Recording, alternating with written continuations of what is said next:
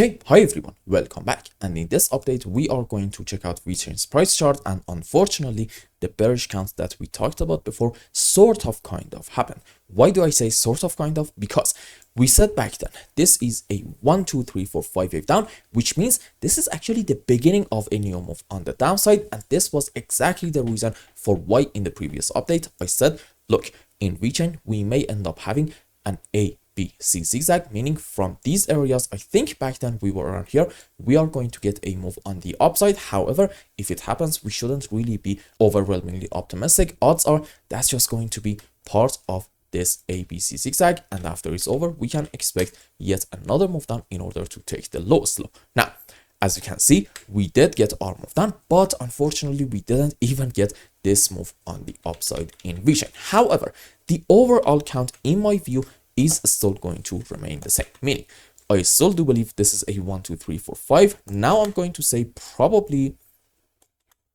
in this phase up we had, excuse me, there we go, like a WXY in form of a double zigzag, and now we are having yet another 5 wave on the downside in order to complete the sub waves for an ABC, which looks like this: 5 down into a correction for wave B, let's say sure an ABC, and yet another 1 2 3 4 5 wave down into our ceiling.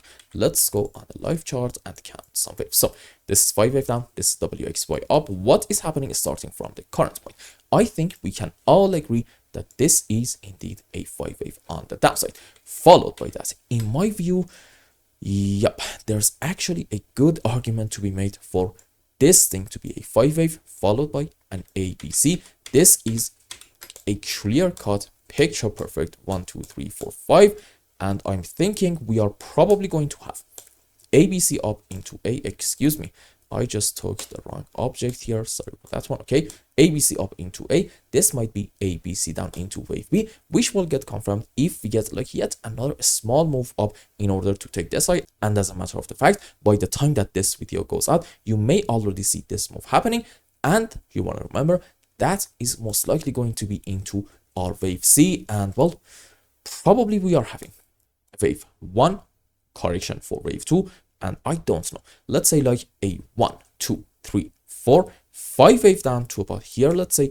into wave 3, and what are we going to have next? Correction for 4, another move down into wave 5. So in the short term in VECHAIN, I'm going to say this move down can continue a little bit more. Now, can we have like a less pessimistic scenario in like very short term? Yes, and according to that one, I'm not really sure how, but yep, let's say somehow this is wave 1, but the end of our wave 2 is actually going to be right in here, and instead maybe this is like an A, B, C flat, and then 5 down to about this low into wave 3, correction for 4, another move down into wave 5, and this scenario again is still bearish just for like very short term, but it suggests that downsides are actually going to be quite more limited relative to the previous count that we checked out. However, you want to remember, sure, we are going to most likely have another move down in here, but overall and on a higher degree, there's a very high chance that we are still having the subwaves for,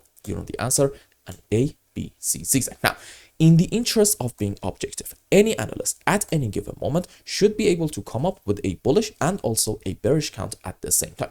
And the question is, what is going to be a possible bearish count in here, and at what point we can talk about that with more confidence? I'm going to argue the bearish scenario suggests off of the lowest low down here, about 1.8 cents, we are having an A, B, C zigzag up, but 2 points. This scenario at the moment is not really my primary case. I would like to be optimistic in VECHAIN. Point number 2, in order for me to consider this thing as my primary case, I need to see a rather strong move on the downside, possibly even from here or like just a bit higher, in order to take this important low down here about 2 cents area.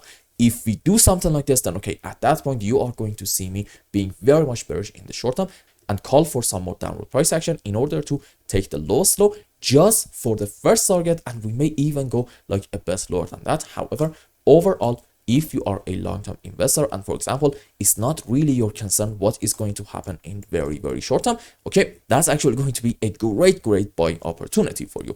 Why? Because the risk to reward ratios at that point are going to make perfect sense.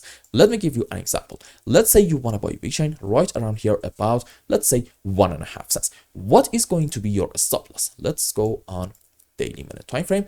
Let's say you want to put your stop under the lowest slowdown here about 1.3 cents. Let's say even under this point about 0.2 of a cent. Essentially, you are having a 1.3 cents stop loss. But on the other hand, what's going to be your target?